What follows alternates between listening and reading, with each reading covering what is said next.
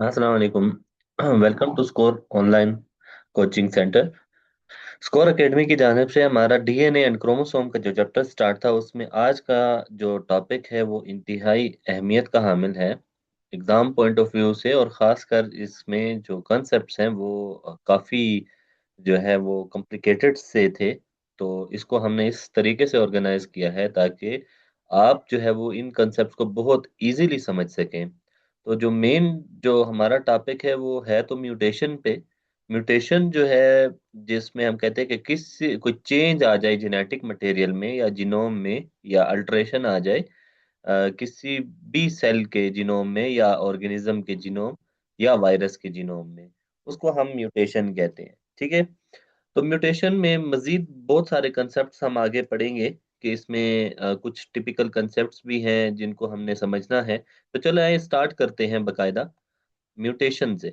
तो म्यूटेशन जो है ये परमानेंट भी हो सकती है। परमानेंट का मतलब है कि अगर कहीं पे कोई चेंज आ गया है, किसी भी वजह से कोई चेंज आ गया है जेनेटिक मटेरियल में, तो वो चेंज जो है वो क्या हो सकता है, वो फैमिलीज में ट्रैवल कर सकता है, तो परमानेंट हो सकता है। फॉर एग्जांपल कि जैसे हम आम जबान में हम सुनते रहते हैं कि फलां फैमिली में जो है वो शुगर की बीमारी बहुत कॉमन है, फलां फैमिली में ब्लड प्रेशर की बीमारी बहुत कॉमन है, फलां फैमिली में जो है वो मिर्गी की बीमारी बहुत कॉमन है। तो इससे पहले अगर देखा जाए तो उस फैमिली में कहीं ऐसी हिस्ट्री उनको नहीं मिलती होगी किसी एक जनरेशन में। ठीक है। फॉर एग्जांपल 90s के उनके जो लोग हैं उनमें से किसी में भी ये बीमारी पाई नहीं जाती। लेकिन उसके बाद जो किसी 90s में किसी एक बंदे में, उन 90s की जो जनरेशन है उसमें से किसी एक बंदे में म्यूटेशन आई थी। और वो म्यूटेशन जो है उनकी फॉर एग्जांपल हम यहाँ पे कहते हैं कि वो क्या हो गई, वो 90s वाले में पैदाइश जिनकी हुई उसमें किसी एक बंदे में आई। और वो फिर आगे चलती गई, उस उनकी जब शादी हुई तो फॉर एग्जांपल जो 2000 में पैदा हुए उनमें भी जो है वो परसिस्ट करने लगी। फिर उससे आगे जो 2020 में जब आए तो उनमें भी, और इससे आगे वो कंटिन्यू होती रही। ठीक है। तो ये चेंज जो है क्या हुआ, ये परमानेंट हुआ। और ये भी हो सकता है कि ये टेम्पररी हो। टेम्पररी ये हो सकता है कि for a certain time period या किसी एक हम कह सकते हैं कि किसी एक ऑर्गेनिज्म में, इंडिविजुअल में उसमें आई है चेंज, और वो ही चेंज है, और उसके बाद उसकी किसी फैमिली में वो चेंज जो है वो परसिस्ट नहीं किया है, बस वो उसी ही बंदे में थी, उसी ही इंडिविजुअल में थी। और वो चाहे किसी भी एक जनरेशन का कोई एक फर्द हो सकता है। ठीक है। तो उसमें जो है ये चेंज आई थी और वो टेम्परेरी था। ठीक है। अच्छा, ये लेस भी हो सकती है, मोर भी हो सकती है, यानी कि ज्यादा भी हो सकती है, कम भी हो सकती है। ये भी हो सकता है कि किसी में अगर चेंज आ जाता है और वो चेंज जो है वो इतना ज्यादा हो कि वो उसका वो हो पूरी पूरे जो ऑर्गेनिज्म है उस ऑर्गेनिज्म का शेप ही चेंज कर दे। ठीक है। उसका ऑर्गेनिज्म का for example shape he change कर दे। इसके या उसमें ऑर्गेनिज्म का जो सेल होगा उसका जो है वो शेप ही चेंज कर दे। ठीक है। तो ये भी हो सकता है, और लेस भी हो सकता है। लेस मींस के वो कम हो सकता है कि कहीं एक छोटी सी चीज जो है, कोई एक मामूली सा हैबिट जो है, या सिर्फ आइज का उसका कलर है, या उसके पूरे फैमिली में कोई एक बंदा इंडिविजुअल है और उसका जस्ट आइज का कलर वह बाकी सबसे डिफरेंट है। तो ऐसे भी हो सकता है। म्यूटेशन जो है ये एक न्यू एलील बनाती है। एलील जो है हमने कहा था कि जीन की जो है वो क्या होती है, कॉपी होती है। एलील का कंसेप्ट, जीन और एलील, एलील जो है वो जीन की एक कॉपी है। ठीक है। जो कि हमारे बॉडी में मौजूद होती है। ठीक है। तो ये न्यू एलील, न्यू कॉपी भी बना सकती है। फॉर एग्जांपल कि एक जीन थी, उसकी दो एलील थे पहले, अब जो है उसके कितने हो गए, अब उसके जो है वो तीन एलील हो गए। ठीक है। तो एक डिफरेंट नई चीज जो है वो इंट्रोड्यूस करवा दी इसने। म्यूटेशन जो है वो एक से दूसरे सेल में भी जो है वो ट्रांसमिट हो सकती है, ट्रांसमिटेबल होती है। और एक से दूसरे वायरस में भी ट्रांसमिटेबल होते हैं। हम यहाँ पे वायरस का बार बार जिक्र इस वजह से कर रहे हैं बिकॉज वायरसेस जो हैं वो ज्यादातर अपने जीनोम पे रिलाई करते हैं, और इन्हीं से ही अपना रेजिस्टेंस या अपनी जो इवोल्यूशन है या अपना जो सर्वाइवल है उसको मेंटेन करते हैं। ठीक है। तो इसको हम सेपरेटली इस वजह से, चूंकि ये एक बॉर्डर लाइन पे न लिविंग है ना ही नॉन लिविंग है, तो तभी हम इसमें सेपरेटली जो है वायरस को मेंशन कर रहे हैं। म्यूटेशन जो है इसका साइज जो है वो ये भी हो सकता है कि बहुत छोटे लेवल पे हो सकता है कि फॉर एग्जांपल एक जीन है 20 सीक्वेंस पे मौजूद एक जीन है और उस 20 सीक्वेंस में से उसके किसी एक छोटे से सीक्वेंस में या किसी एक छोटे से उसके कोडोन में जो है वो फॉर एग्जांपल जो है वो क्या आ गई है, म्यूटेशन आ गई है। और इवन के इतनी बड़ी भी, इतनी ज्यादा भी हो सकती है कि फॉर एग्जांपल एक क्रोमोसोम है और उसमें जो है वो फॉर एग्जांपल क्या थे, कोई एक करेक्टरिस्टिक्स जो है वो उसमें मौजूद थे कि उसमें इस कलर वाले करेक्टरिस्टिक्स जो है वो मौजूद थे, और अब वो करेक्टरिस्टिक किस में चले गए हैं, फॉर एग्जांपल वो करेक्टरिस्टिक चेंज होके उन्होंने अपना कलर जो है वो चेंज कर दिया या अपनी प्रॉपर्टी उसने मुकम्मल, यानी कि होल क्रोमोसोम क्या हो गया है, वो चेंज हो गया है। ये भी हो सकता है, ये हो सकता है कि होल क्रोमोसोम या रिमूव हो गया है, या जो है होल क्रोमोसोम जो है वो क्या हो गया है, वो ऐड हो गया है। ठीक है, तो ये सारे चेंजेस जो है वो पॉसिबल हो सकते हैं। ठीक हो गया। या ये भी हो सकता है कि होल सेगमेंट या होल डीएनए जो है अब, या होल जीन जो थी, वो जीन जो है वो पूरी की पूरी जीन क्या हो सकती है, वो पूरी की पूरी जीन भी रिप्लेस, चेंज या डिलीट या ऐड हो सकती है। ठीक हो गया। तो ये इस तरह के चेंजेस जो है, इनको हम क्या करते हैं, ये लार्जर भी हो सकते हैं और क्या हो सकते हैं, स्मॉलर भी हो सकते हैं। तो पॉसिबिलिटी होती है। क्लियर। अच्छा, तो इसी वजह से क्रोमोसोम के सेट इवन तक जो है वो चेंज हो सकते हैं। तो इसी बेस के ऊपर हम आगे इसमें डिस्कस भी करेंगे कि बहुत सारी चीजें ऐसी हैं जो बहुत सारे टर्म्स हैं जो कि हम यहाँ पे आगे डिस्कस कर रहे होंगे अब। अच्छा, म्यूटाजीन्स, जब हम जेनेटिक्स को स्टडी कर रहे होते हैं म्यूटेशन को खासकर, तो हम हर उस एजेंट को जिक्र करते हैं जो कि म्यूटेशन काज करता है। तो उस जो भी चीज म्यूटेशन काज करे, चाहे वो लिविंग हो, नॉन लिविंग हो, केमिकल हो, बायोलॉजिकल हो या फिजिकल हो, उसको हम म्यूटाजेंस कहते हैं। म्यूटाजेंस की डेफिनेशन क्या है कि वो एजेंट जो कि म्यूटेशन काज कर सकता है, कुछ भी हो सकती है वो चीज। वो यूवी रेडिएशन हो सकती है, वो एक्स रेज हो सकते हैं, वो कोई बेंजीन की रिंग हो सकती है, वो कोई टोबैको हो सकता है, उसका प्रोडक्ट हो सकता है, वो कोई वायरस, बैक्टीरिया, फंजाई या कुछ भी हो सकता है। क्लियर हो गया। और म्यूटेंट्स कौन होते हैं? वो ऑर्गेनिज्म जिसमें म्यूटेशन आ गई है, म्यूटेटेड जेनेटिक मटेरियल जो है वो क्या होगा, वो म्यूटेंट, या जिसमें जिसका जेनेटिक मटेरियल म्यूटेट हो गया है, म्यूटेशन आ गया, अल्टर हो गया, चेंज हो गया, उस ऑर्गेनिज्म को हम म्यूटेंट्स कहेंगे। क्लियर हो गया। तो ये म्यूटेंट्स जो है वो इंसान भी हो सकता है, जानवर भी हो सकते हैं, मछलियां भी हो सकते हैं, कोई सेल भी हो सकता है, कोई टिश्यू भी हो सकता है, कोई ऑर्गेनिज्म भी हो सकता है। Clear. Okay. Source of mutation क्या होगी या टाइप्स ऑफ म्यूटेशन क्या होंगे, यानी कि इसको अभी भी मैंने कहा कि ये फिजिकल भी हो सकते हैं। ठीक है, तो फिजिकल में कौन कौन सी चीजें आती है, उसमें यूवी रेडिएशन हो सकती है, गेमा रेडिएशन हो सकते हैं, रेडियो एक्टिव रेज हो सकते हैं, एक्स रेज हो सकते हैं, हाई टेम्परेचर अल्ट्रेशन जो है, ये पावरफुल म्यूटेंट्स हैं, म्यूटाजीन्स हैं, सॉरी, ये पावरफुल म्यूटाजीन्स हैं जो कि बेसिकली क्या कर रहे होते हैं, ये जो है वो म्यूटेशन काज कर सकते हैं। फिर केमिकल म्यूटाजेंस कौन कौन से हो सकते हैं, इनमें पावरफुल, ये जो यहाँ पे जिक्र हो रहा है, ये पावरफुल जो है वो म्यूटाजेंस हैं। ऐसे तो बहुत सारे हो सकते हैं, लेकिन पावरफुल जो हमारी बुक में जिक्र किया हुआ है उनमें नाइट्रोसो मिथाइल यूरिया है, नाइट्रोसोमो मिथाइल यूरिया, और इसके अलावा नाइट्रस गैस है, मस्टर्ड गैस है, पेस्टिसाइड्स हैं। ठीक है। फूड प्रिजर्वेटिव्स हैं, एक्रिडीन ऑरेंज है जो एक खास किस्म का केमिकल है जो कि लैब में यूज हो रहा होता है, कोल्शीसीन्स है। ठीक है, ये भी खास किस्म के केमिकल्स हैं, कैफीन है, निकोटीन है, एटॉमिक ऑक्सीजन है। ठीक है, पार्टिकल्स हैं, एटॉमिक ऑक्सीजन पार्टिकल्स। ठीक है। और इसके अलावा रेडियो एक्टिव आइसोटोप्स हैं जो कि केमिकली जो है वो पावरफुल म्यूटेजेंस हैं और म्यूटेशन काज कर सकते हैं या म्यूटेंट्स जो है वो बना सकते हैं। ठीक है। बायोलॉजिकल एजेंट्स में मोस्ट जो जिसको हम कहते हैं कि बहुत ज्यादा प्रोमिनेंट हैं, वो वायरसेस हैं सबसे पहले। फिर उसके बाद फंजाई बैक्टीरिया में भी बहुत सारे ऐसे जो है पैथोजेंस हैं, या ऐसे जो है वो माइक्रोब्स हैं जो कि ये उनमें एबिलिटी है कि वो पावरफुली जो है वो म्यूटेशन काज कर सकते हैं। ट्रांसपोजोन्स, जंपिंग डीएनए जिनको कहते हैं, जंपिंग जीन्स भी हम इनको कहते हैं। ठीक है, एक्स्ट्रा क्रोमोसोमल डीएनए भी इनमें आ जाते हैं। ठीक है। तो ये जो चीजें हैं ये क्या कर सकते हैं, ये म्यूटेशन काज कर सकते हैं, ये भी बैक्टीरिया में, फंजाई में, इंसानों में, जानवरों में, पौधों में, यानी कि ऑर्गेनिजम्स में ये म्यूटेशन काज कर सकते हैं। और इसके अलावा कुछ एरर्स होते हैं बायोलॉजिकली जो कि डेवलपमेंटल स्टेजेस के ऊपर सेल डिवीजन जो है वो करते हैं। ठीक है। सेल डिवीजन के दौरान जो है वो एरर्स आते हैं, मिस्टेक्स आती हैं, म्यूसिस होता है।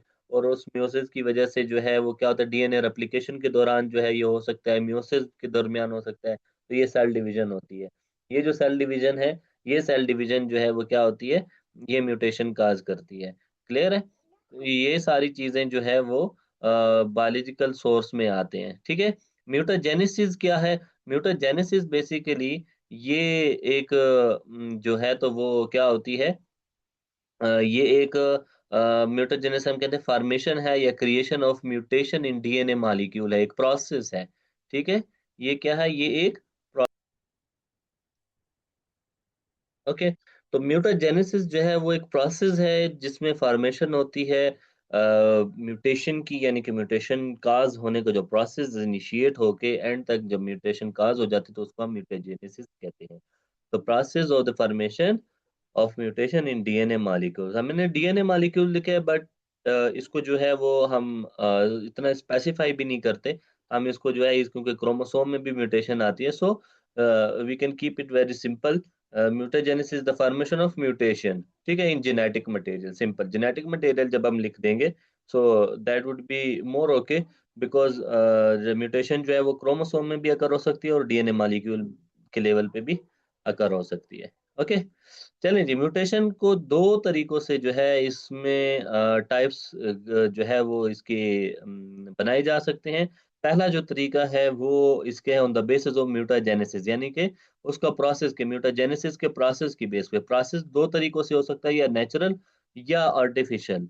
नेचुरल को हम स्पॉन्टेनियस कहते हैं, अचानक से जो चीज आ जाए, जो हमारा जो है अनइंटेंशनली जो म्यूटेशन काज हो जाए, नेचुरली हो जाए, उसको हम क्या कहते हैं, वो स्पॉन्टेनियस म्यूटेशन या नेचुरल म्यूटेशन कहते हैं। इंड्यूस्ड म्यूटेशन जो हम बजाते खुद हम इंटेंशनली ये म्यूटेशन लेके आना चाह रहे होते हैं। ठीक है। तो जो नेचुरल या स्पॉन्टेनियस म्यूटेशन है, ये नेचुरली होती है या ऑटोमेटिकली आ जाती है। इसमें जो फैक्टर्स होते हैं, इसके इंटरनल फैक्टर्स भी हो सकते हैं, जैसे कि हमने कहा कि इंटरनल जो है वो ड्यूरिंग डीएनए रेप्लिकेशन है, म्यूसिस है, उसके दौरान एरर्स होते हैं, या इन्फेक्शन हो सकती है, या वायरसेस की वजह से हो सकते हैं, whatever the things are. ठीक है। तो एक्सटर्नल फैक्टर्स में वायरस, बैक्टीरिया, फंजाई आ गए, और इंटरनल में वो जो हमने पीछे पढ़ा के वो म्यूटेशन या कुछ डिसऑर्डर आ जाए, या कोई अल्टरेशन आ जाए ड्यूरिंग, या कोई एरर आ जाए मियोसिस या डीएनए रेप्लिकेशन, वो इंटरनल में इंक्लूड होंगे। इंड्यूस्ड म्यूटेशन क्या होगी? इंड्यूस्ड म्यूटेशन में हम कहते हैं कि ये सिंपली जो है वो क्या होगी, एक्सटर्नल फैक्टर्स की वजह से ही होगी, हम बजाते खुद करवा रहे होते हैं। ठीक है। और हम क्यों करवाते हैं? ताकि हम न्यू वेराइटीज डेवलप करें। जैसे कि आजकल आप लोगों ने देखा होगा एक कंसेप्ट है, और वो कंसेप्ट जो है वो हम देखें वो क्या है, वो है जीएमओज। ठीक है। हम क्या कहते हैं? जीएमओज। ठीक है। जीएमओज, जेनेटिकली मॉडिफाइड ऑर्गेनिज्म। अब जेनेटिकली मॉडिफाइड ऑर्गेनिज्म में हम देखें, हम कहते हैं ब्रायलर मुर्गियां भी हैं। ठीक है। मुर्गियों में क्या हुई हुई है, वो ब्रायलर भी हैं, शिवर भी हैं। इसी तरह इसमें देखें, गाय में देखें तो गाय में हम कहते हैं कि ऑस्ट्रेलियन गाय है, डच गाय है, यानी कि न्यूजीलैंड व नेदरलैंड वाली साइड की गाय है। ठीक है। इसी तरह कुछ और ऑर्गेनिजम्स भी होंगे, यानी कि तो ये सारी चीजें क्या है, ये जेनेटिकली मॉडिफाइड ऑर्गेनिजम्स है, ये हमने इंड्यूस म्यूटेशन के थ्रू क्या है, इंट्रोड्यूस करवाए हुए और डेवलप किए हुए for the welfare of human being. ठीक है। तो एक नई वैरायटी हमने अपने रिक्वायरमेंट के मुताबिक जो है वो डेवलप करवाई हुई है। क्लियर हो गया? ठीक है। अच्छा, तो ये हो गए एक तरीके से type of mutation based on the mutagenesis, the process of formation of the mutation. ठीक है। उस तरीके से दूसरा जो प्रोसेस है वो क्या हो सकता है, दूसरी जो तरीका है म्यूटेशन को डिवाइड करने का, क्लासिफाई करने का, वो क्या है, on the basis of site of mutation के, किस जगह पे म्यूटेशन हो रही है, क्रोमोसोम में है, डीएनए में है, सेल में है, और टिश्यू में है, ऑर्गेनिज्म में है, कहाँ पे है। ठीक है। तो किस जगह पे हो रही है म्यूटेशन, उसकी बेस पे है। और कितनी ज्यादा है, बहुत है, कम है, एक जीन की है, दो जीन की है, पूरी जीन की है, किसी एक कोडोन की है, या पूरे क्रोमोसोम की है, क्रोमोसोम में किसी दो चार जीन्स की है, ये वट एवर, ठीक है। तो उसकी बेस के ऊपर जो म्यूटेशन होती है, that mutation is divided in primarily into gene mutation उसको कहते हैं। एक जो कि जीन लेवल पे होगी, दूसरी जो होगी वो होगी क्रोमोसोमल म्यूटेशन, ठीक है। दूसरी कौन सी होगी? Chromosomal mutation.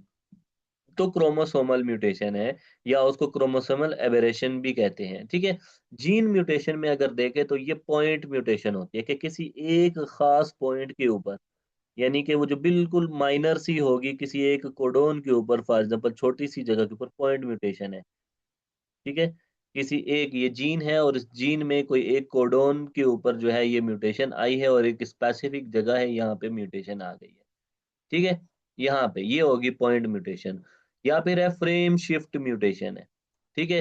Frame shift mutation, अब फ्रेम शिफ्ट म्यूटेशन क्या होगी कि वो पूरी प्रॉपर जो है वो पूरी जीन की म्यूटेशन होगी, कि पूरी की पूरी जीन क्या हो जाएगी, वो पूरी जीन जो है वो भी चेंज होगी, और उसके बाद उसका जो पहले ये जीन थी आईज को जो है ब्लैक कलर दे रही थी, अब जो है ये पूरी की पूरी क्या दे रही है, ये आईज को ब्राउन कलर जो है वो दे रही है। तो ये फ्रेम शिफ्ट है, पूरा एक शिफ्ट हुआ, ठीक है, पूरा एक चेंज हुआ, उसके प्रोडक्ट में भी क्या आया हुआ है, चेंज आया हुआ है। तो this is called frame shift mutation, ये जीन लेवल पे है, ठीक है।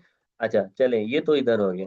अब हम आते हैं, देखते हैं यहाँ पे दूसरी जो क्रोमोसोमल बेस पे है, कि क्रोमोसोमल म्यूटेशन या क्रोमोसोमल एबेरेशन जो है, इनमें जो एरर्स है, मिस्टेक्स हैं, उसके बेस के ऊपर देखते हैं। तो यहाँ पे देखें, यहाँ पे कौन सी आएगी।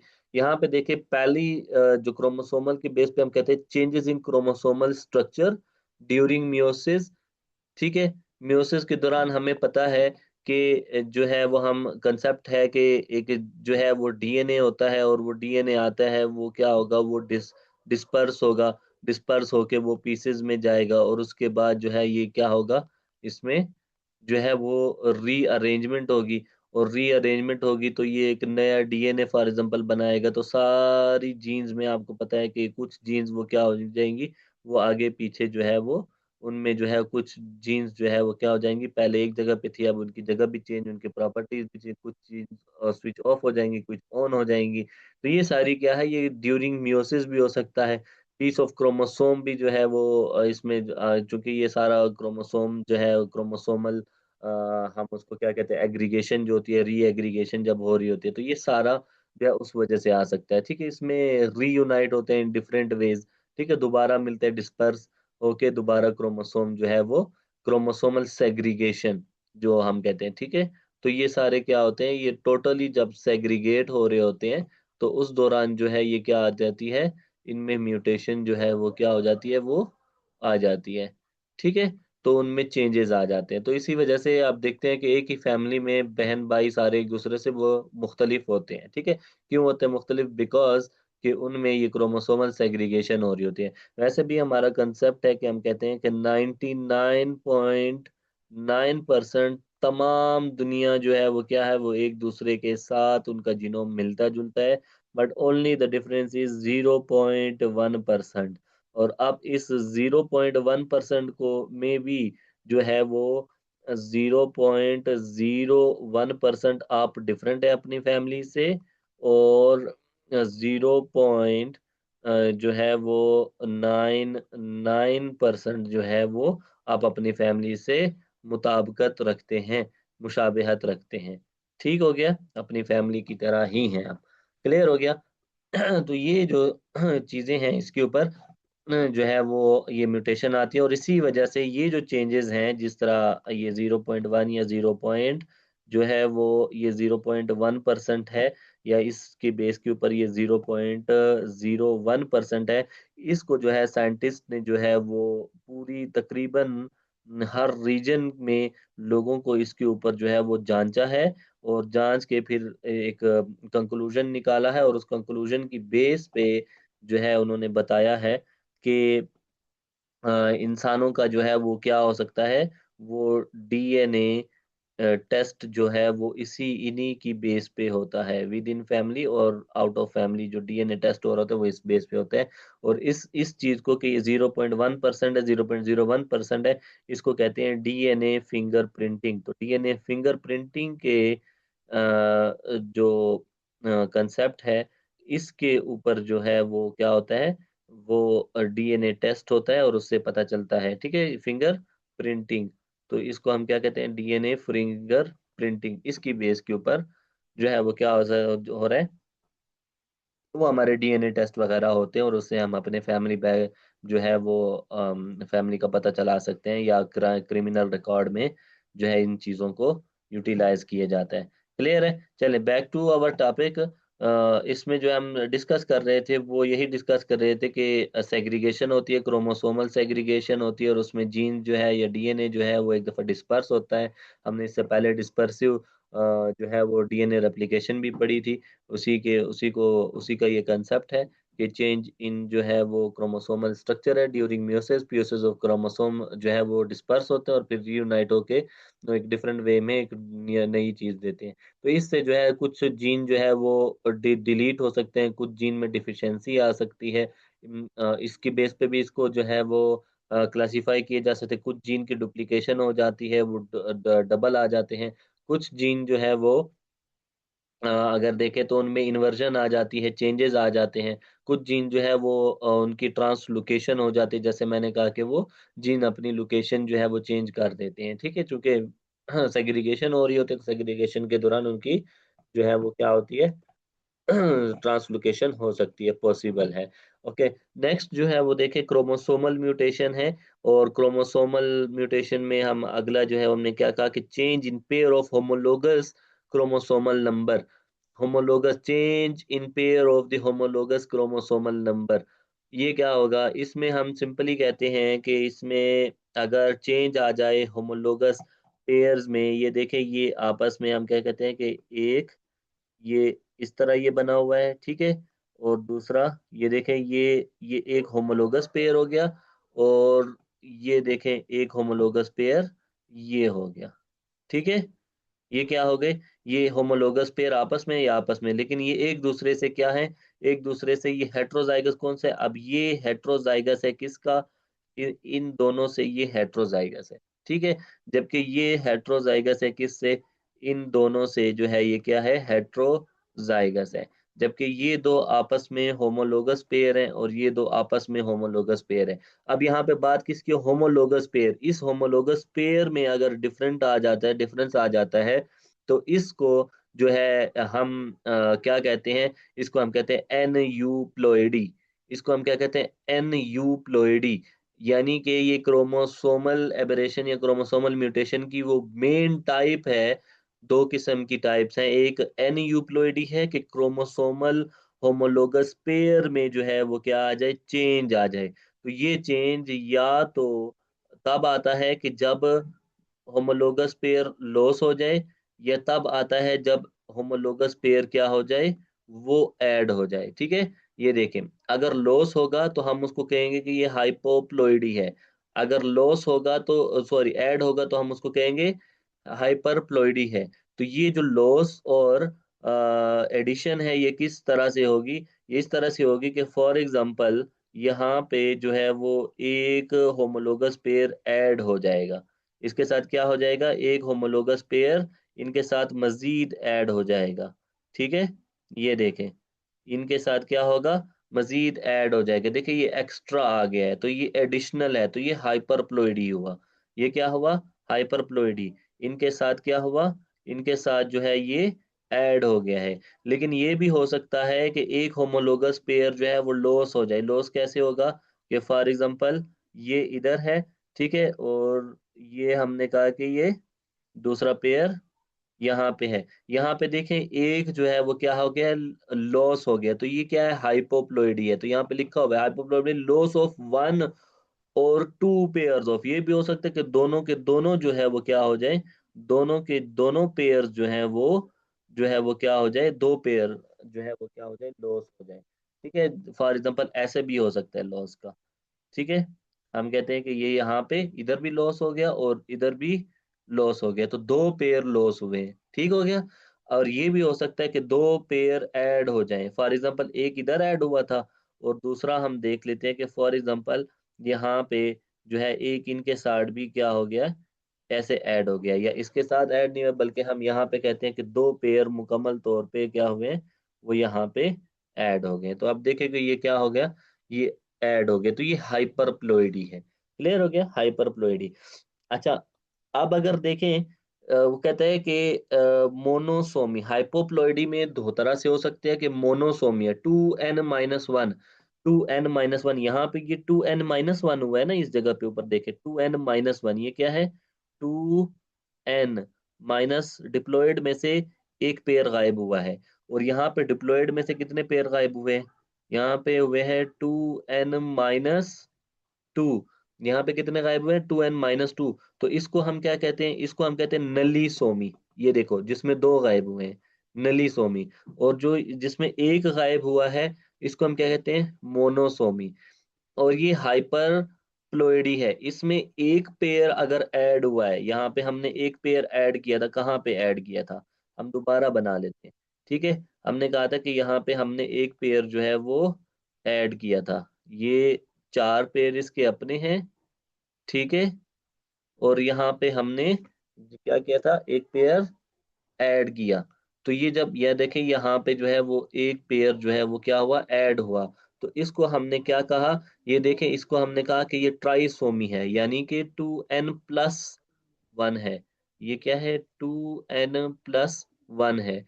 और यहाँ पे ये क्या है, टेट्रासोमी है, यानी कि 2 है, टेट्रासोमी।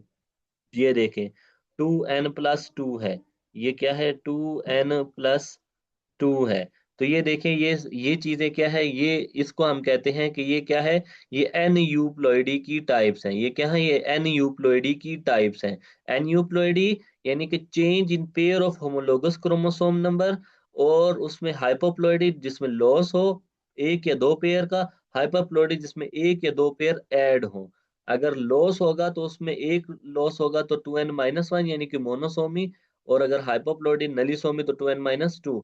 अगर यहाँ पे हम देखें हाइपरप्लॉइडी है, एक ऐड होगा तो ट्राइसोमी, और अगर दो ऐड होंगे तो टेट्रासोमी। ठीक हो गया, तो टेट्रासोमी, इस तरह से हम इसको जो है, इस कंसेप्ट को समझते हैं।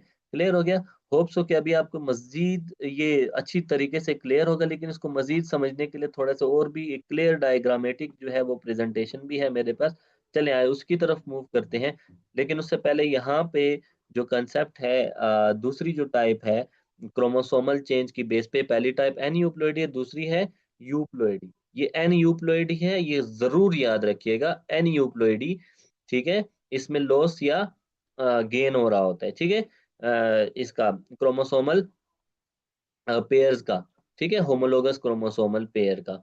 जबकि यहाँ पे यूप्लॉइडी क्या है, euploidy change in one or more haploid chromosome, change in one or more. अब देखो, यूप्लॉइडी एक नॉर्मल नंबर होता है, नॉर्मली हम कहते हैं यूप्लॉइडी क्या है, यूप्लॉइडी इज अ नॉर्मल, जो कि नॉर्मल तादाद है। अगर हम कहें कि ह्यूमन की यूप्लॉइडी क्या है, तो ह्यूमन की यूप्लॉइडी है कि इसमें 23 पेयर्स हैं, यानी कि 46 क्रोमोसोम्स होते हैं, और उसमें ये इसकी यूप्लॉइडी है। ये क्या है, यूप्लॉइडी।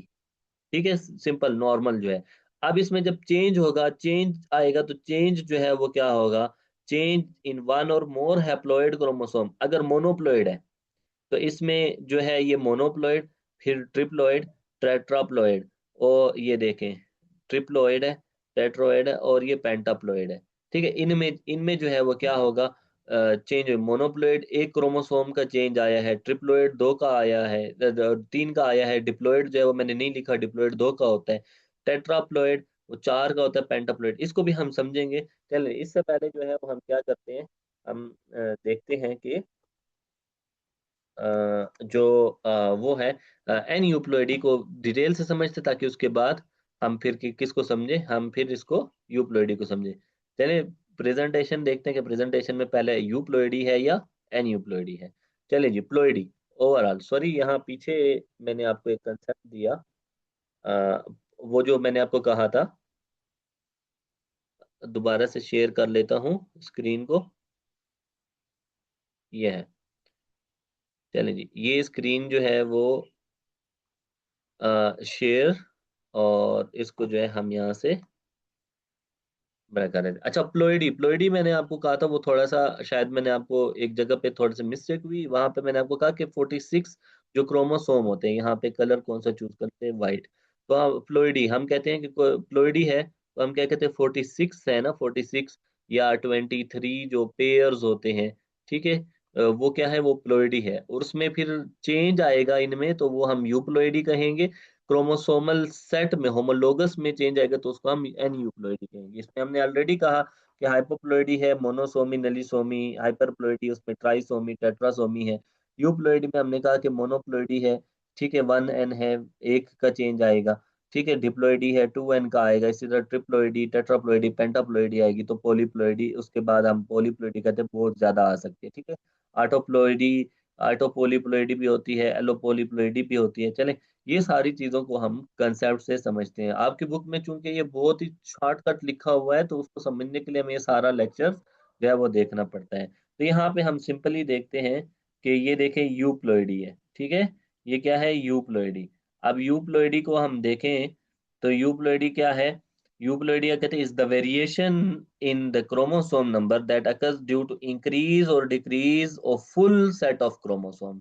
यहाँ पे या तो इंक्रीज हुआ है, देखिए एक ज्यादा हो गया है, और दूसरा यहाँ पे क्या हो गया, कम हो गए हैं, ठीक है। तो यहाँ पे क्या हो गए, कम हो गए। So these are known as euploidy, ठीक है। क्लियर है ये चीज।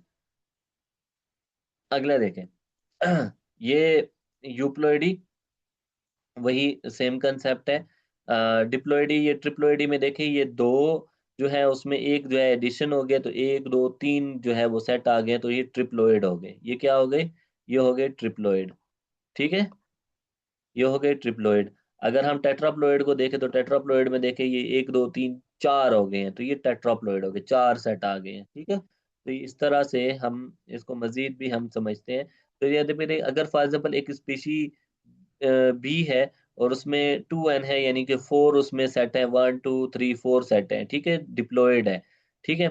जब इसमें ये आगे इसका म्योसिस वन होगा तो म्योसिस वन में गैमेट बनेंगे, तो चार क्रोमोसोम इसमें है। और इसमें जो है, जब इसमें देखिए स्पीशी है जिसमें टू एन है, सिक्स है, वन टू थ्री, और थ्री सेट्स हैं यानी कि, और थ्री पेयर्स हैं यानी कि, तो इसमें सिक्स सेट्स हैं। तो इन सिक्स सेट्स में देखें तो ये आगे इनके नॉर्मल जो है वो गैमेट बने, ठीक है। और यहाँ पे ये गैमेट जो है ये एक एक आएगा, दो वो होंगे, ठीक है। सॉरी, यहाँ पे देखें चार जो है इसके अनरिड्यूस्ड गैमेट्स हैं, जबकि यहाँ पे ये नॉर्मल गैमेट बने, यहाँ पे रिड्यूस नहीं हुए, तो ये ऐड हुए हैं। मतलब है कि आगे ये क्या होगा, ये रिड्यूस नहीं हुए, वही के वही रहे। हालांकि गैमेट बनते हैं तो गैमेट किस तरह, इस तरह बनते हैं ना, एक एक इसमें से आएगा, एक इसमें से, एक इसमें, तो यहाँ पे भी ऐसा होना चाहिए ना, एक सेट इधर से आता है, एक सेट इधर से आता। लेकिन यहाँ से जो है अनरिड्यूस्ड हुए, अनरिड्यूस्ड गैमेट यहाँ पे आए मियोसिस वन में, तो मियोसिस वन में ऐसे है, तो मियोसिस टू में फिर जो है ये किस तरह हो गए, ये फिर इसी तरह ही आ गए। यानी कि मियोसिस टू में इनका एरर अभी भी मौजूद है, तो उसकी वजह से क्या हुआ, ये देखें इनके गैमेट बिल्कुल ठीक हैं, और ये यहाँ पे क्या हो गए, इनके गैमेट जो है वो क्या हुए, ज्यादा आए हुए हैं, ठीक है। तो ये क्या हुए, इसको इसको जो है इस तरह से चेंजेस जो है हम इनको क्या कहते हैं कि ये क्या है, ये हमारे पास यूप्लॉइडी है। या एट द एंड हम देखते हैं कि ये कितने बन गए, ये हमारे पास one two three four five six seven है, ठीक है। तो ये इस तरह से इतने ज्यादा इसमें आ गए। क्लियर हो गया। अच्छा, अब देखें इसी इसी चीज को साइंटिस्ट ने, हालांकि ये चीज अच्छी नहीं थी, लेकिन साइंटिस्ट ने इसके ऊपर वर्क किया, और वर्क करके ट्राइटिकम डर्मम जो गंदम है, इसको राय उसके साथ, सॉरी, हाँ, ये गंदम को राइस के साथ जो है इन्होंने क्या किया है, उन्होंने इनके क्रोमोसोम को आपस में मिक्स किया, और मिक्स करके इसको क्रोमोसोम को डबल किया, और क्रोमोसोम को डबल करके इन्होंने क्या किया है, इन्होंने इसको जो है वो क्या कर दिया, एक नई हेक्साप्लॉइड ट्राइटिकेल जो है वो बनाई है, ठीक है। ये भी टू एन है, ये भी टू एन है। टू एन का मतलब है इसमें फोर सेट्स हैं, ठीक है। ये देखें सिंपल, इसको आप समझे, टू एन है यानी कि इसमें डिप्लॉयड है, ये डिप्लॉयड, ठीक है। और इसी तरह के इसमें चार सेट है, देखिए कितने, टू एन है। टू एन मतलब क्या है, ये टू एन हो गया। चार एक्स का क्या मतलब है, एक, दो, तीन, चार। इधर वो क्या कर रहा है, टू एन है, ठीक है, और टू एक्स है, ठीक है। टू एन है और टू एक्स है। अब देखें इसमें क्या हो गए, इसमें टू एन है, टू एन है ये वाले, ये इस तरह हो गए, ठीक है। ये टू एन, और टू एन के टू टू एक्स, और ये टोटल कितने हैं, इनमें टू वाले कितने होंगे, ये आएगा इधर, तो ये 14, ठीक है। कितने बने, 14। ठीक है, तो अब ये क्या हुए, अब इन्होंने कहा कि 2n को इन्होंने मिक्स क्या किया, एक 2n इधर से लिया, एक 2n इधर से लिए, 3x यहाँ से लिए। ठीक है, तो यहाँ से इन्होंने क्या किया, ये आपस में मिलाया तो इसको क्या बनाया, 2n। ठीक है, ये 2n है फॉर एग्जांपल, उसके साथ 3, तो 2 3 जा 6, 6 सेट ये हुए और बाकी इधर से लिए। तो ये देखिए टोटल इन्होंने 21 बनाए, 21 इस तरह वाले बनाए। ये कितने हुए, 1 2 3 4। ठीक है, ये 4। ठीक है, ये 5 6। ठीक है, 7 8। ठीक है, 9 10 11 12, और इसी तरह करते करते 26 21 तक। ठीक है, अब यहाँ पे देखें इन्होंने एक सेट उसमें क्या कर दिया, एट द एंड एक सेट को इन्होंने सिंपली एक सेट को इंक्रीज रखा, यहाँ पे एक सेट को इंक्रीज रखा। अब यहाँ पे देखें 20 ये इस तरह बने तो 2, एंड अभी इनको इन्होंने क्या किया, डबल किया, 21 को इन्होंने फिर से क्या किया, 21 को डबल किया। अब जब 21 को डबल किया तो कितने बने, 42। तो इनको जब इन्होंने 42 बनाया, तो 42 बना के इन्होंने क्या किया, इन्होंने इस हेक्साप्लॉइड ट्राइटिकेज एक नई किस्म की गंदम बनाई जो कि बहुत ज्यादा जो है वो ग्रो कर रही है और अच्छी तरह। तो ये भी, ये गंदम भी किस में आती है, जो स्टार्ट में मैंने आपको कंसेप्ट बनाया, GMOs में। इसमें आती है GMOs में। क्लियर हो गया ये? ठीक है, ओके, इसको रेज कर लेते हैं। चलें, और फिर हम आगे मूव करेंगे, ये सारे हो जाएंगे रेज।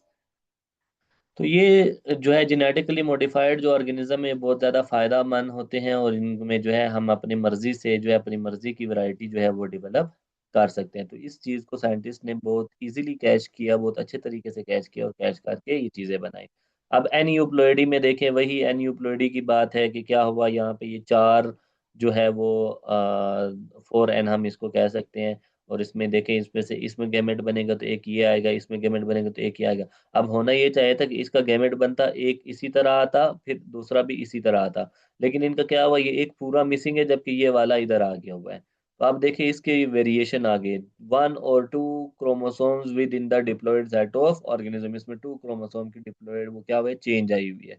ठीक है, अच्छा, इसमें हाइपोप्लॉइडी हाइपरप्लॉइडी का वही कंसेप्ट था वो जो पहले हमने पढ़ा। ठीक है, कि एक एग है एक तरफ, दूसरी तरफ स्पर्म है, उनमें वो मौजूद हैं, सेट्स मौजूद हैं। जब आगे उनका म्यूसिस हुआ तो नॉर्मल म्यूसिस हुआ।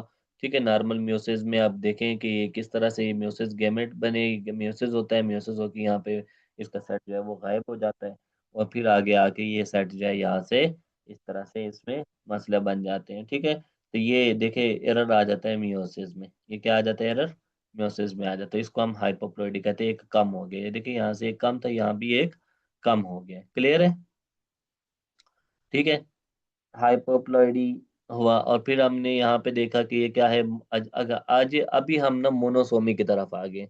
जो हाइपोप्लॉइडी में मोनोसोमी था, ये 1 2 3, ये देखे 1 2 3 4, चार ये सेट्स हैं, और चार यानी कि 4n है, और इसमें देखे एक गैमेट बने, ये सारे इधर आए, म्योसिस वन हुआ, यहाँ से देखे प्रॉपर नहीं आया बल्कि इसमें से सेट गायब हो गए हैं। ठीक है, तो एरर आ गया, यहाँ पे नॉर्मल हुआ म्योसिस, तो नॉर्मल वाला यहाँ सेट आया, यहाँ पे क्या हुआ है, कम हुआ है, तो ये क्या हुआ, एरर हो गया। तो इस एरर को हम क्या कहते हैं, ये मोनोसोमी है, एक का एरर है। यहाँ पे दोनों ही गायब है, तो दोनों ही गायब है, दोनों की वजह से यहाँ पे क्या हुआ है, एरर आया है। तो दोनों ये दो हुए, तो इसको हमने नलीसोमी कहा, 2n-1 का।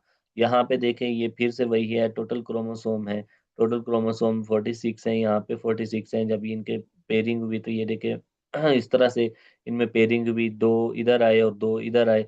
ठीक है, तो ये सिंपल सिंपल नॉर्मल मियोसिस हुआ यहाँ पे, जबकि यहाँ पे क्या हुआ, यहाँ पे एरर हुआ और यहाँ पे एक मिसिंग आया, और ये सही से मियोसिस नहीं हुआ, एक ही सेल में इतने सारे आ गए और फिर दूसरा सेल बन ही नहीं सका, मियोसिस गलत हुआ। और यहाँ पे देखें, ये देखें ये क्या हुआ, एरर इन मियोसिस टू में फिर क्या हुआ, दो जो है यहाँ पे ये हाइपरप्लॉइडी है, एक उसमें क्या हो गया, ज्यादा आ गया ये सेट। ठीक है, एट द एंड तो ये क्या हो गया, इसको हम कहते हैं कि ये वो क्या हुआ, हाइपरप्लॉइडी है। ठीक हो गया, और इसमें जो है हमने ये कंसेप्ट पहले भी पढ़ा। अब यहाँ पे देखें एग है, 46 है, ट्राइसोमी है, ट्राइसोमी में देखें 1 2 3 3 यानी कि चार, ये दो सेट, ये दो ये आने चाहिए थे, जबकि यहाँ पे एक एक ज्यादा है इनमें, तो ये ट्राइसोमी हुआ, एक इसमें सेट ज्यादा हो गया। इसी तरह इसमें दो सेट ज्यादा हुए हैं, 1 2 3 4 ये होते, लेकिन इसमें दो सेट ये दो सेट ये, तो ये चार हुए, तो इसमें हमारे पास ये गलत हो गया है। ठीक है, ओके, नेक्स्ट जो है वो इसमें देखें इम्पोर्टेंस क्या है इस म्यूटेशन की? इम्पोर्टेंस यही है कि हम इसको समझें कि हमारे पास क्या है। हम क्या कहते हैं कि ये डिक्रीज करता है फिटनेस को ऑर्गेनिज्म की। ठीक है, म्यूटेशन की वजह से ऑर्गेनिज्म अपने एनवायरनमेंट में सर्वाइवल लॉस कर जाता है, डिजीज कॉजिंग हो जाता है। ठीक है, इसकी वजह से सीरियस डिजीज काज हो सकते हैं, यानी कि कैंसर भी काज हो सकता है, या इसके अलावा डेवलपमेंटल एबनॉर्मेलिटीज या हेरिडिटरी डिसऑर्डर्स भी आ सकते हैं। ठीक है, अब अगर हम देखें ये किस तरह की डिजीज जो है वो यहाँ पे काज हो सकती है डेवलपमेंटल एबनॉर्मेलिटीज में, सबसे पहले क्लेफ्ट प्लेट। ठीक है, तो क्लेफ्ट प्लेट क्या होता है? वो कटे होंठ जिसको बोलते हैं। ठीक है, कटे होंठ। ठीक है, तो इस तरह बच्चों के कटे होंठ होते हैं, यहाँ पे देखें तो ये कटे होंठ होते हैं। इसमें क्या होता है? एक कंजेंशियल है। कंजेंशियल मीन्स बाय बर्थ है। कंजेंशियल बाय बर्थ जो है ये क्या है? Roof of the mouth that occurs when the tissue fails to fuse properly during the fetal development, creating an opening between the mouth and nose. नाक और मुंह दरमियान में क्या होता है? खुला रह जाता है। ठीक है, कटा होंठ उसको बोलते हैं। तो उनमें आपस में गैप नहीं होता, जिस तरह हमारा ये नॉर्मल बंदे का देखें, नॉर्मल बंदे का यहाँ पे ये गैप है। ठीक है, जबकि इसका गैप नहीं होता, इसको कटा होंठ बोलते हैं, और ये नाक और मुंह आपस में मिले जुले हुए होते हैं। ठीक है, तो ये क्लेफ्ट प्लेट होता है, इसको सर्जरी वगैरह से ठीक किया जा सकता है। ठीक है, माइक्रोसिफेली दूसरी जो है वो डेवलपमेंटल एबनॉर्मेलिटीज, जिसमें जो है एक बच्चे का सर क्या होता है? वो न्यूरोलॉजिकल कंडीशन है। ठीक है, इन्फेंट्स में होता है, जिसमें उसका जो head is significantly smaller than the expected one. ठीक है, ये देखें, एक्सपेक्टेड असल नॉर्मल ये होता है, जबकि इसका हेड क्या हो जाता है? वो देखें नॉर्मल से थोड़ा सा छोटा रह जाता है। ठीक है, यूजुअली काज इम्प्रॉपर ब्रेन डेवलपमेंट, इसमें ब्रेन डेवलपमेंट भी जो है वो इम्प्रॉपर होती है, और इन द वोम्ब, और reduce the growth after birth, और इसके बाद इसकी ग्रोथ भी जो है वो बाय क्या हो जाती है? बहुत कम हो जाती है। ठीक है, तो ये, या फिर ये डाउन सिंड्रोम भी काज करते हैं। डाउन सिंड्रोम क्या है? ये कंडीशन है जिसमें जो है वो एक्स्ट्रा कॉपी ऑफ क्रोमोसोम जो है वो आ जाता है, यानी कि ये एग्जांपल है ट्राइसोमी की। ठीक है, और फिजिकल डेवलपमेंट इसमें डिले हो जाती है, और ये देखे शेप और फेशियल अपीयरेंस जो है वो इस तरह से डिफरेंट हो जाती है बाकी लोगों से। ठीक है, माइल्ड टू मॉडरेट इंटेलेक्चुअल जो है वो डिसेबिलिटीज हो जाती हैं। इसके अलावा इनमें जो है वो टर्नर सिंड्रोम भी है, जो कि हम बाद में डिस्कस करेंगे। अभी हम डिस्कस करते हैं कि, बल्कि नहीं, ये टर्नर सिंड्रोम है, इसमें क्लीन फिल्टर हम बाद में डिस्कस करेंगे। टर्नर सिंड्रोम जो है वो जेनेटिक कंडीशन है, जिसमें जो सिर्फ फीमेल को अफेक्ट करती है, और ये पार्शियल या complete absence of one x chromosome जो है वो होती है। इसको हम डिटेल में डिस्कस करेंगे। इसमें जो है वो किसी भी जिस फीमेल में हो तो उसका शॉर्ट हाइट होती है। ठीक है, प्रीमेच्योर ओवेरियन होती है, ओवेरियन फेलियर होता है, और इनफर्टिलिटी इनमें काज होती है। ठीक है, इसके अलावा हेरिडिटरी डिसऑर्डर में देखें तो एनीमिया होती है। एक कॉमन ब्लड डिसऑर्डर होता है एनीमिया, जिसको, जो कि basically low red blood cell count होता है, या उसमें हीमोग्लोबिन जो है वो काउंट होती है, जिसकी वजह से बॉडी को इनसफिशिएंट जो है ऑक्सीजन की ट्रांसपोर्ट होती है, और इसकी वजह से फटीग, वीकनेस, पेल स्किन यानी कि पीलापन, और डिजीनेस, सुस्ती वगैरह जो है वो शामिल होती है। हेरिडिटरी डिसऑर्डर की अदर एग्जांपल जो है वो क्या है? वो हीमोफीलिया है। हीमोफीलिया जो है वो एक rare inherited bleeding disorder, inherited है, यानी कि फैमिली टू फैमिली ये, या जनरेशन टू जनरेशन ये ट्रेवल करती है। ठीक है, तो ब्लीडिंग डिसऑर्डर है, जिसमें ब्लड जो है वो सही तरह से क्लॉट नहीं हो पाता, पतला सा रहता है ब्लड, क्लॉट नहीं हो पाता, और उसमें जो फैक्टर्स हैं वो अक्सर गायब होते हैं। उनमें ये वाले फैक्टर हैं, जिनमें फैक्टर 8 है, जिसमें टाइप ए होती है, फैक्टर 9 है जिसमें टाइप बी होती है हीमोफीलिया की। ठीक है, क्लीन फिल्टर सिंड्रोम जो कि हमने कहा कि हम यहाँ पे डिस्कस करेंगे, ये डेवलपमेंटल एबनॉर्मेलिटीज की का पार्ट है। इसमें जेनेटिक कंडीशन जो है, जिसमें मेल जो है वो एक्स्ट्रा एक्स क्रोमोसोम के साथ प्रोड्यूस होते हैं, और उनमें लो टेस्टोस्टेरोन होता है, और इनफर्टिलिटी होती है, और इसमें पोटेंशियली जो है वो लर्निंग जो होती है, समझना बूझना, वो डिले हो जाता है। क्लियर हो गया? तो ये सारी जो चीज़ें हैं हमने डिस्कस की। इसके बाद हम एग्जाम्पल को मजीद अगले लेक्चर में डिटेल से डिस्कस करेंगे, जो कि लास्ट टॉपिक भी होगा हमारे इस चैप्टर का, कि क्रोमोसोमल म्यूटेशन की या क्रोमोसोमल एबेरेशन की क्या एग्जांपल्स हैं, कौन सी अभी जो हमने पढ़ी नहीं, जैसे क्लिन फिल्टर हो गया, ठीक है, डाउन सिंड्रोम हो गया, इसी तरह जो है दो चार और डिजीज हैं, और जीन म्यूटेशन में भी हम डिस्कस करेंगे कि कौन कौन सी डिजीज जो है वो हमने उनको डिटेल में डिस्कस करना है, उनकी काज, उनका ट्रीटमेंट, उनकी पूरी ओवरऑल उनके सिम्टम्स। ठीक है, तो वो अगले लेक्चर में हम डिस्कस करेंगे।